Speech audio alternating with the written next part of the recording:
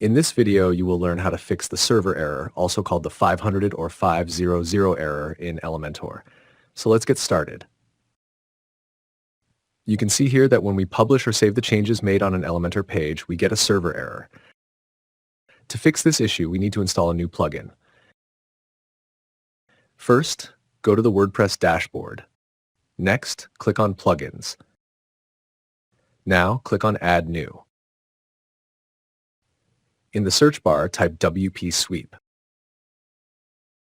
Install the WP Sweep plugin. After installation, click on Activate. Once the WP Sweep plugin is installed and activated, go to the Tools tab on the left side of the WordPress dashboard. Now click on Sweep. On the right side of the page, click the Sweep All button under the Action section. After this, go back to your Elementor page.